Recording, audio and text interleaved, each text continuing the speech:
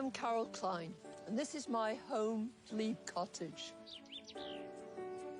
When I'm not presenting or writing about gardening, this is where I spend most of my time, and where I've been honing my horticultural skills for 40 years. Whether you've got a spacious plot, a tiny patio, or a few window boxes, there's nothing more exciting and satisfying than creating your own garden. From basic to more advanced techniques, I believe anyone can learn how to do it. Whether you're a complete novice or an experienced gardener, I want to help you develop the skills to make your garden grow. I'm ready. Are you?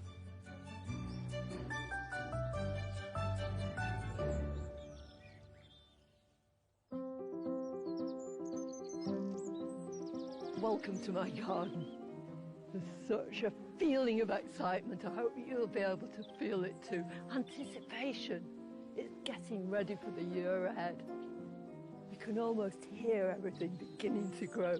All those shoots pushing through the ground. All those flowers opening to the sun. And we've got a beautiful sunny day too. It's magical. The garden's just saying, it's spring, it's beautiful. Come on, let's get going.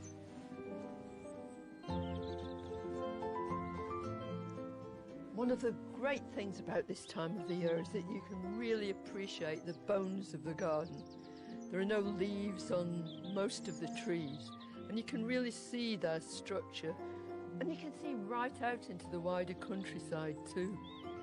You can even see a few deer if you're lucky. In the brick garden, there are euphorbias showing this bright lime green, and alongside them, camassias, just glimmering with a first hint of blue. And in all my pots where I plant my tulips, everything's beginning to happen. The veg garden's looking neat. It's just standing by for action though. I can't wait to get stuck in, sowing seeds and putting out little plants. And down in the pond beyond the potting shed, lots of things are starting to happen. There's loads of leaves clogging it up and I need to give it a spring clean. I want to make sure it's truly wildlife friendly.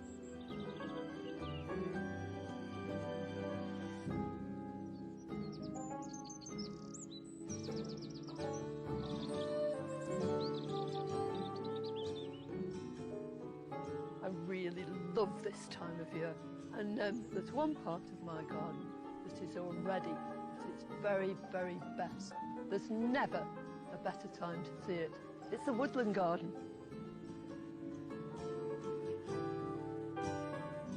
A large part of my garden is in shade, or at least it will be when the canopy comes out overhead. All the leaves fill in, and this becomes a very green and shady place. But before that happens, there are a whole load of plants that actually exploit the fact that the light is streaming in. The soil's just beginning to warm up.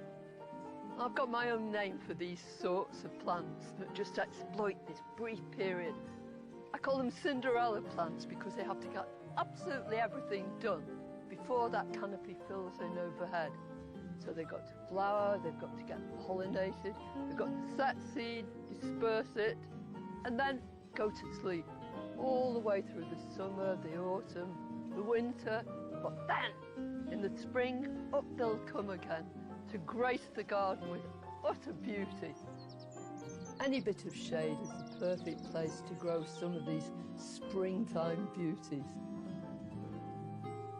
Anemone nemorosa, the wood anemone, is all over the garden, but it's just coming into flower. But I thought it might be rather nice to add a different kind of anemone. Now this one is not your usual wood anemone. It's got these pretty lemony yellow flowers, which I think are just perfect in this setting. Lovely with the primroses, lovely with the yellow trumpets of the daffodils. So I'm going to do a bit of excavating first. And this soil is riddled with roots. Lots and lots of them. Anyway, let's get on with the main business, which is lowering this into its hole. I'm not adding any kind of compost or anything at all to this because these plants prefer this kind of soil. It's leafy, it's lovely, it's quite light compared to a lot of my soil. You can even put some together in a pot and make a spring shady planting. One favourite flower of mine epitomises spring.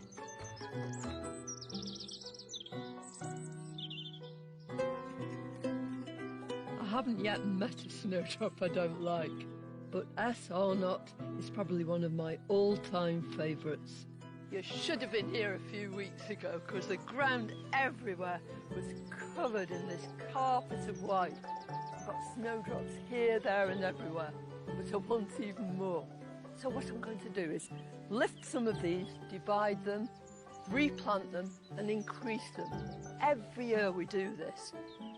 Well, although snowdrops will spread themselves, in a garden they tend to get very congested and it's a really good idea to dig them up. And they're really quite deep. And even in a tiny clump like this, you can see I've got several bulbs.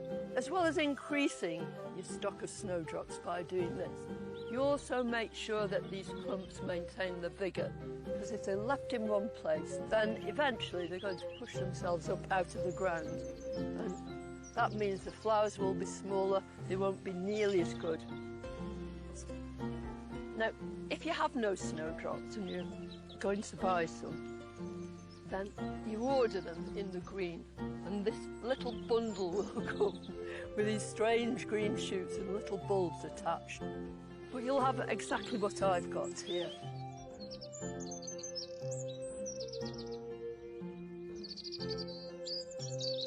Isn't it lovely? You can hear the birds singing, and I can't think of a nicer job to be doing.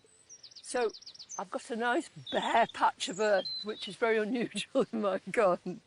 And I'm going to put these snowdrops in here. And I've got it's a cabbage trowel really.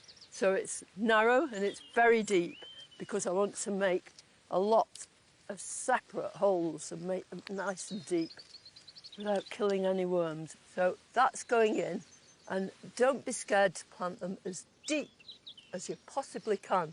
So all that's going to happen when I move this soil across is you'll see a bit of the leaves sticking up at the top, so they're just at the right depth. And I want a whole load of them, just a few inches apart. If you plant them individually, they're just going to do so much better. It's painstaking. It takes much longer than just shoving a clump in. But I'm going to water that little clump in first before I move on somewhere else.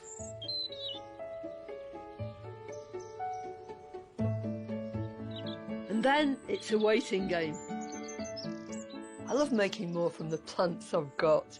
Dividing snowdrops is such good fun. But it's also a wonderful time to appreciate what's coming into flower right now, both in the garden and in the countryside.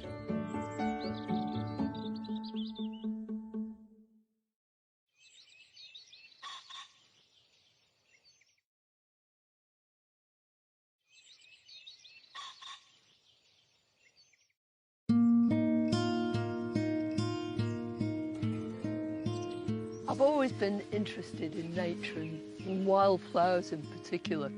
Well, now I live amongst them. I think one of the most wonderful things about this is it allows me to see how these plants actually grow in the wild. And whenever you're thinking about what a plant would like, if you can find out about where it comes from and the sort of conditions it enjoys then, it enables you to give it exactly what it needs. The primrose has to be my very favourite. Don't tell the others. Nobody gardens it, nobody moves it around. It seeds itself down these little banks, willy-nilly, all over the show. It's a festival of spring.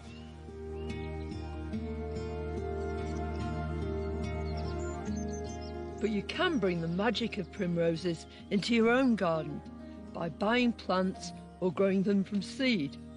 Gradually, I've introduced them. I try and place them where they look au naturel, right up by the hedges and, you know, in these little corners. Sometimes they seed themselves all over the show in the most unlikely places. But sometimes even these carefree beauties come under threat. Look at this! Look what the pheasants have done. Oh, they've pecked all the flowers off this first clump, and they were beautiful. I've been longing to show you these. I love having birds in the garden, but when I hear that pheasant, I just know I've got to watch out for my primroses. So how do you increase it? You just divide the plants, and that's what we did. Way back when the flowers were on the wane last year, pulled it apart, replanted it, and then they found their final home here. But wait until you've enjoyed that flower, because this is their moment. I love to revel in these signs of spring, but the end of the winter brings a lot of graft, and now's the time to check on an experiment I started way back in the autumn. Well, these two big raised beds up here are where I grow most of my vegetables. Under the surface of this lovely thick mulch are loads and loads of dahlia tubers. Now, normally my dahlia tubers live in pots, but I did a bit of an experiment and I planted them all out here. The mulch is really, really thick, so I thought that would help them survive the winter, because if those tubers freeze, then they just go squelchy. I want this land now, this big chunk here, to grow my crop of potatoes. But first, I've got to lift all the dahlia tubers out. There's one. Look at that. So dahlias grow from tubers. Just the same with potatoes too. They're tubers. All the tuber is a way of storing all this starch and sugar so that the next year, when the sun starts to beat down and the soil gets warm, they can send up lots of shoots. It's a bit like bulbs in a way, you know, keeping all that energy stored inside until it's time to come up and grow. This cheeky pheasant's coming through here, and I bet it's going to come and have another go at these primroses. But it's going to get a surprise in a minute. Go on! Go on! Go on! Woo! Woo! It's gone, but it didn't squawk.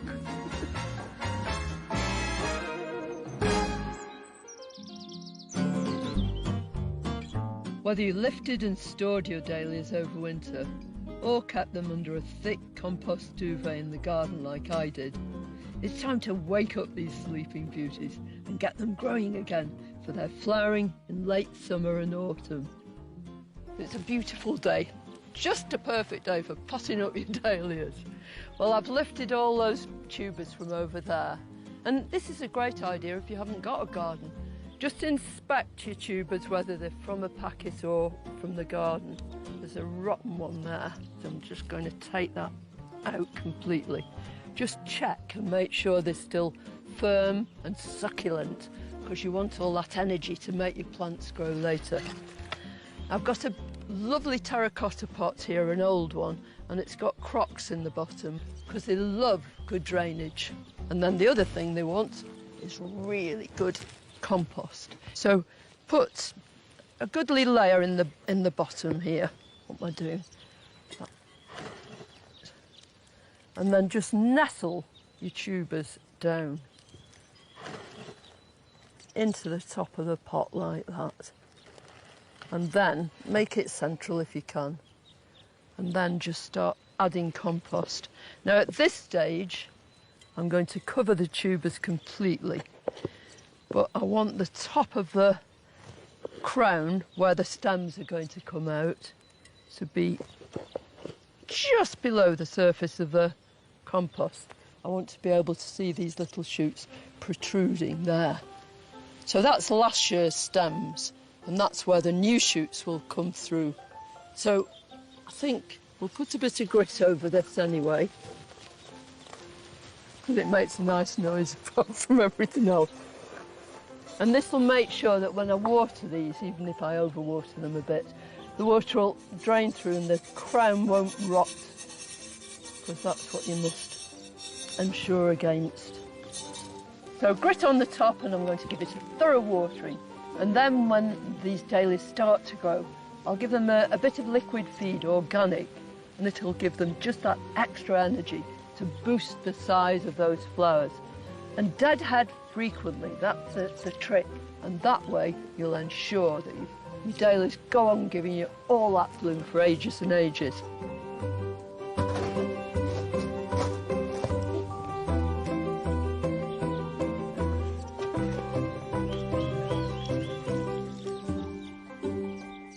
And now it's time for me to tackle some different tubers. I'm ready for my spuds now. Now, there are all sorts of technical terms in gardening that can be a bit confusing, and one of them is chitting. The whole idea is you put your seed potatoes into something like this, very fancy piece of equipment, otherwise known as an egg crate, and you just leave them in a nice bright place with the shoots upwards. Well, there'll be eyes at the first stage, which are potential new shoots, tend to be clustered together. And you leave them like that for a few weeks until you see these shoots beginning to come up. So, chitted potatoes, off we go. Look at those, raring to go. I'm using a good old favourite. It's King Edward. They make particularly good chips, if you like chips, and they make lovely roast potatoes. There are loads of classifications of potatoes, but basically they fall into two categories, earlies and main crop. All that earlies means is new potatoes, those ones that taste so delicious, which you dig and harvest quite early on. Main crop, on the other hand, are ones that you harvest and you use from late summer onwards, and many of them you can store right into the winter. Whichever you're growing, the method is exactly the same, and also you put them in at the same sort of time. Now all I'm going to do is dig a little trench across here, and I'm going to make this trench maybe a foot or so deep. And you just work yourself across like this. Nice energetic process, this really. Loads of worms in here. I don't think I've chopped any in half, but that's always a good sign. It shows your soil's really fertile. Chuck you down there. Potatoes love organic matter in the soil. Now, it's from our half-made compost heap, so it's not thoroughly rotted, but it's all good organic material. And I'm just going to add a layer of this, because as these tubers grow, as your spuds grow, they'll send out these long roots, and it's along those roots that the new potatoes are actually born. The spuds will be gathering all this nutrient from this lovely stuff. Ooh, it's ideal. So having done that, it's time to plant your spuds. And I'm going to space my spuds out with about a foot in between. That way, they'll have plenty of room to spread the roots out. So all you do, so I'm just going to nestle that in. Try and get the eyes facing upwards, but it's not crucial, it doesn't really matter. Even if they fall over, they'll still grow. So I'm going to just pull that soil back on top of them, and then as they begin to grow and sprout, I'll earth them up. And all that means is you bring some of the soil from in between the rows and you just mound it up around the new shoots. That's the first row. If you want to try this out, remember to dig deep, space out your spuds, and add plenty of organic matter to your soil.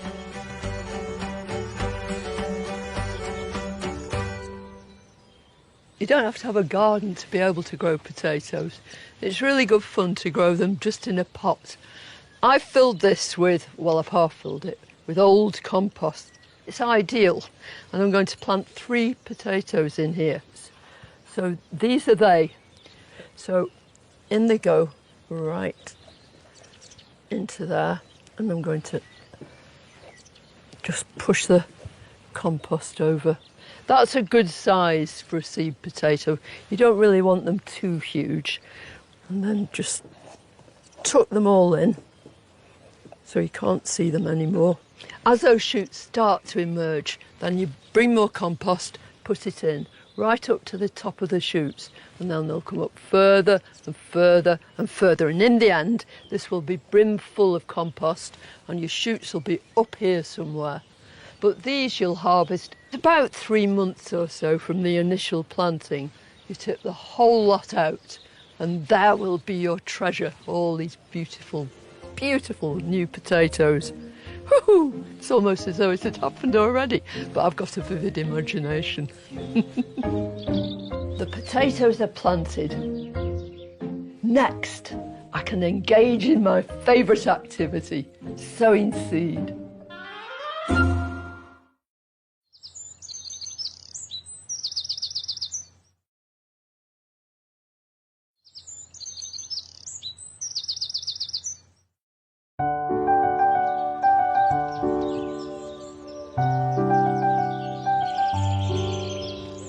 I love it when you come out on a morning like this and it's all still. I don't think people realise very often just how important the light is in your garden. You get this wonderful backlight amongst the camasias and the euphorbias. The magnolias are just starting to open the buds. They've been closed all night. It's in these sort of quiet moments that you realise just how lucky you are. And the only sound you can hear is the birds tweetering and twittering all over the place. Perhaps it's because they know the leaves of one of my favourite trees will soon unfurl, bringing them a spring treat. It's Prunus padus colorata. It's a bird cherry, and it's called colorata because the leaves have this lovely sort of pinky purple tinge. But this is the bit we're really interested in right now. Can you see these tiny little spires of close-packed buds? Well, in a couple of weeks, they'll have burst out. The whole tree will be covered in tiny, dainty pink flowers. It's the most popular tree in the garden with the birds, and I think it's because you get aphis on these new leaves. The birds move in and they feast and feast. And you can hear sometimes the whole tree is a twitter.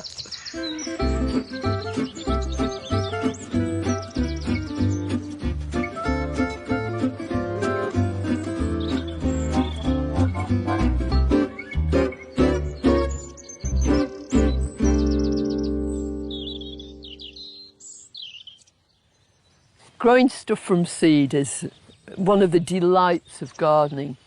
And this is a particularly sort of concentrated time, especially when it comes to food crops. Already I've started sowing stuff. Here I've got some cut and come again salad, mainly brassicas, rocket and mustard and stuff like that.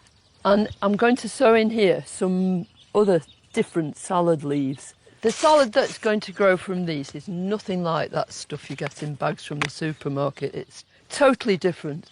It's fresh, it's gorgeous, and the great thing about it is you can take just what you need at any one time, so nothing's ever wasted. So these are mixed salad leaves. They're often in these foil packets that keeps the seed really fresh. And I'm going to tip it out onto my hand first so I can see what I've got. In that, just that little pinch here, I've probably got 100 seeds, and each one of those will make a separate little plant. But the whole idea with cut and come again, these will never be planted out. We will constantly crop this, but we'll sow successionally. So one after the other we'll get fresh leaves. So what I always do is just go around the edge first, with my hand a couple of inches above the surface of the tray, and then fill in the centre of it, backwards and forwards, backwards and forwards. And that's it. Couldn't be any easier, could it? I seldom use compost over the top of my seeds. This is what I use. So imagine, you know, seed in the wild. Basically, it's on the surface of the soil. So if you just replicate that by using grit. Now, light can penetrate that in between each of these little bits of grit, because that's what those seeds need to germinate. They need light, they need warmth, and they need water. And I'm going to press these down with my good old presser board, which is now, I think, reached antique status. I should label it first. So just some vague indication of the date, then you know which ones you sowed first. And you don't even need a garden, you can grow them on the kitchen windowsill as long as it's light and bright, and you remember to give it an occasional water. Right now, I'm going to go and water these. Alongside our salad, every year I like to grow a good range of herbs. We're going to sow parsley sparsely, so we want not too many seeds at all. And you can actually, if you sniff this, you can smell the parsley. It's lovely. So the reason I'm sowing my parsley sparsely is because eventually I'll be actually lifting each individual plant out and putting it into a separate compartment. And if they're sown too thickly, then I'll disturb the roots too much when I do separate them. So that's ample. More grit right over the top of there.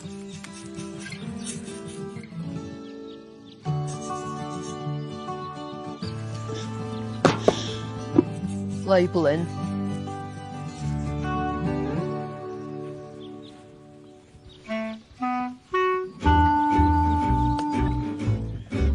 Once I've watered the parsley in the usual way, I pour some just boiled water into my watering can.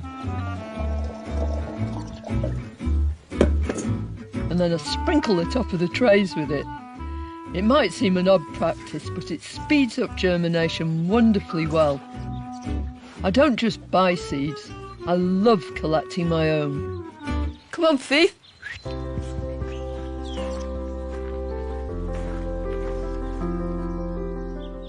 Sometimes I'm wandering around the garden, I see these beautiful flowers and I'm already thinking about what seed they're going to produce. Well, I've got loads of seed here, just examples of the stuff that I collected last year. You do it right the way through the season. But the thing I really want to sow straight away is Ami majus. I'd already sowed some early on, and those are the plants right in the front of this tray, the only ones that survived the ravages of mice who got into the greenhouse. They chewed almost everything, and so I'm going to sow some more. So these are the old seed heads, and already a lot of this seed has actually fallen from them into the envelope. But can you hear it? Oh yes, absolutely. And then I want a clean paper bag, which I should have here. Yeah. And all I'm going to do is funnel this lot into here. And that's it. And then I can get sowing. So I'm trying to sprinkle it so there's plenty of space between each seed. How satisfying it is to actually sow seed that you've collected yourself. And it gives that continuity to the garden too. You sow the seed, you grow the plants, you put them out, they make more seed. You collect it and you've got the next generation. Oh, it's so lovely here. In this shady side of the garden, really comes into its own.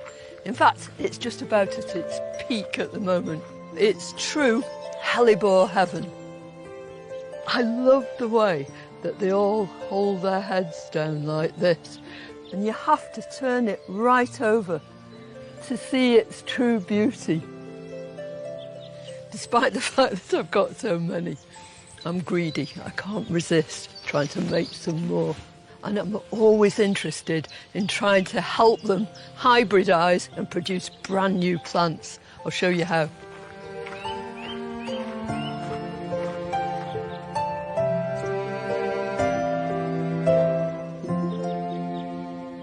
It's really simple, it's straightforward. You need a pencil and a notebook, a bit of some sort of twine and a pen with a black lid to move pollen from one flower to another. So the whole idea is that each of these flowers has both male and female parts. And with hellebores, you can see that the male bits, which are the anthers, bear lots and lots of pollen. And that gets ripe, that gets ready, long before the stigma, which is the female bit in the centre of the flower, is ready to receive that pollen. It's just a way of ensuring in nature that you get lots of diversity. You know, none of these flowers will be inbred because the bees will have moved the pollen from one flower to another, from one plant to another. But in this case, I'm going to move it. And this is the best thing.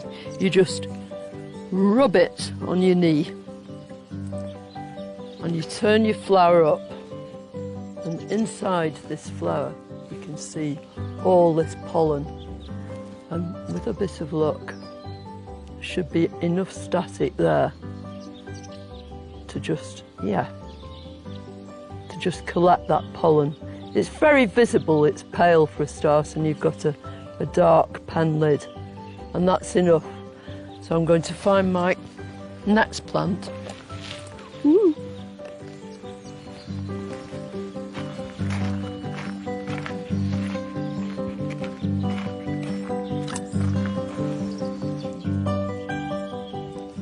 Well, I haven't just chosen these two plants, the mother and the father plant, if you like, at random. When you're doing this, it's really worth trying to find parents whose qualities you really appreciate. So I love that plant that I've taken the pollen from for its big claret-coloured flowers. But I love the habit of this plant. It's got real vigour and it's a beautiful shape.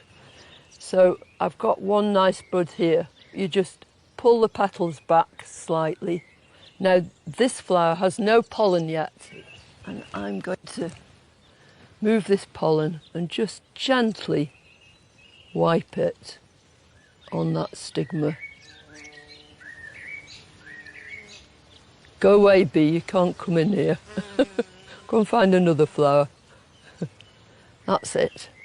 And then I'll close those petals again, very, very gently.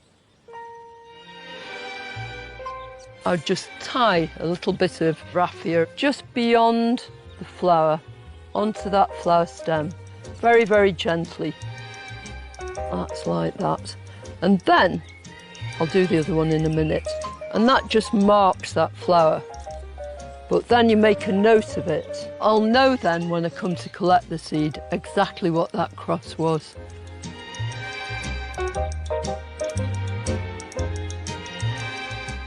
It'll take a month, a couple of months before that seed is actually set and ripe. And you know it's ripe when these seed pods just start to open. Then you've got to move in rapidly, because if you don't, you'll find all your seed just underneath your plant and you will have no idea which is the one that you pollinated. So collect the whole seed pod. The seeds will drop down inside your envelope, and then sow them as soon as you possibly can. I think part of any kind of hybridising, any time when you're trying to produce your own plants, is selection too. It's knowing what's, going to make a beautiful plant. But you won't know that until the second year, when they actually start to flower.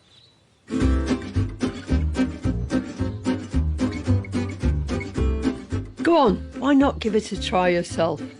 Carefully collect some pollen from a flower on the first plant and transfer that to a flower on the second plant.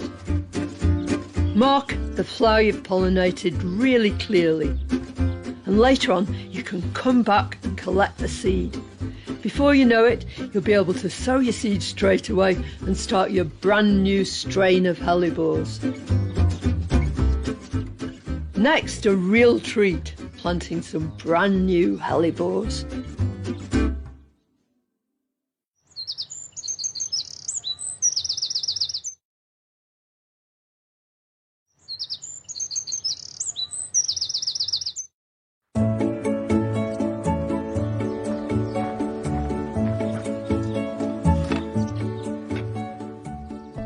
I love the hellebores in here. They're right the way through, but I want to plant some more.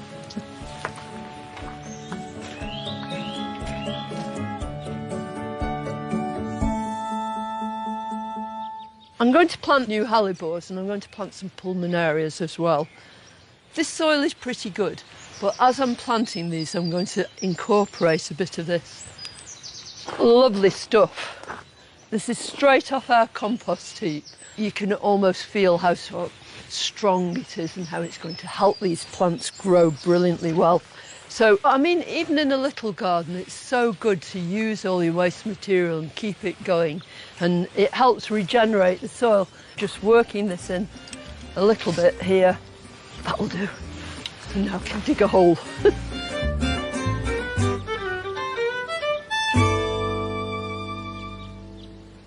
I want to plant this one. And if I turn it out, you can see it's got absolutely masses of roots. So I'll just loosen a few of them at the bottom. And the whole idea when you're putting in plants is improve your soil, make sure that those roots are going to be able to move outwards, because that's what you want it to do. So here goes. Now I want to plant it so it's at the same level as the rest of the soil. And then I'm going to firm it in. And when I've finished planting all these things, I'm going to mulch the whole thing. Again, with the same compost, which will retain moisture and it'll really help the plant get off to a good start. And with a bit of luck, it'll suppress the weeds. Right, that'll do for that one. This is Pulmonaria blue ensign. Now, pulmonarias belong to this big family of borage, but pulmonarias are probably the very first of a family to flower, right the way through from January, right until the end of May or so. But all these flowers are rich in pollen and nectar, so visiting bees are just going to enjoy it so much. There are lots and lots of different varieties of pulmonarias, but I think this is my favourite of the lot. It has particularly big flowers. It's just gorgeous. There! You look quite happy. I'll give everything a really good water when I've finished.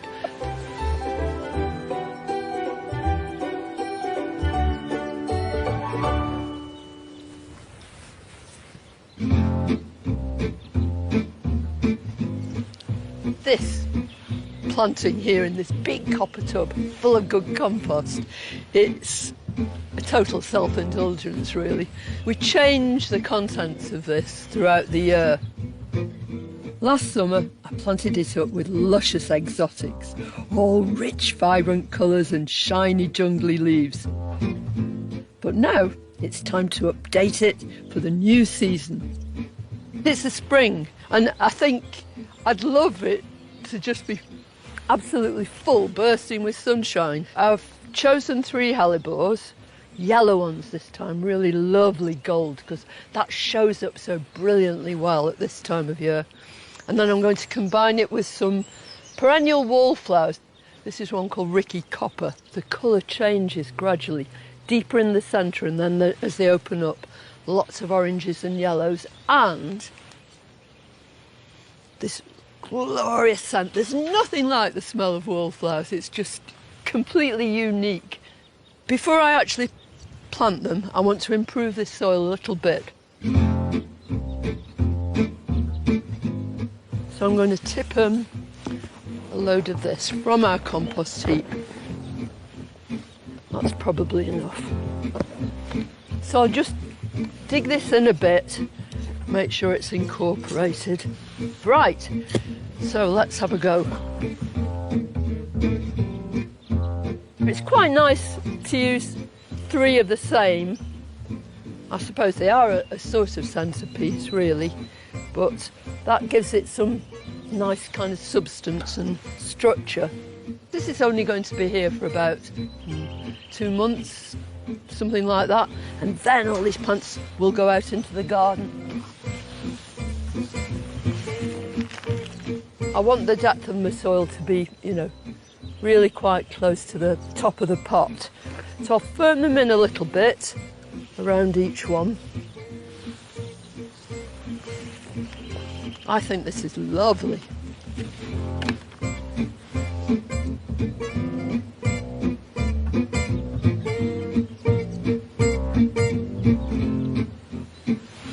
And then these euphorbia.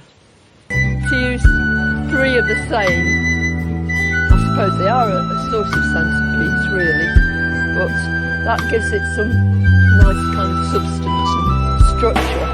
This is only going to be here for about 2 months, something like that, and then all these plants will go out into the garden. I want the depth of my soil to be, you know, really quite close to the top of the pot. So I'll firm them in a little bit around each one. I think this is lovely.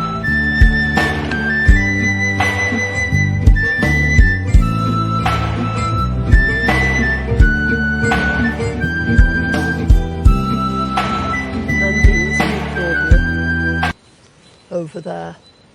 And I fill in between. Those roots are just going to grow right out. I love this little viola. Isn't it pretty? It's called Copperfield, and it's just the right kind of colour to tone with this. But yeah, it's just right, that's just nestled in. Looks perfectly at home with all its bigger friends. So we'll have one in there and one in there, I think, because we want them just at the edge. There you are, you're right. So water well. Well, lots of gardening isn't about instant gratification at all. It's about putting things in, being patient, seeing them grow. But when you're planting in a container, a pot like this, it's a bit like painting a picture, except this picture's going to grow and change all the time. I think that'll do for now.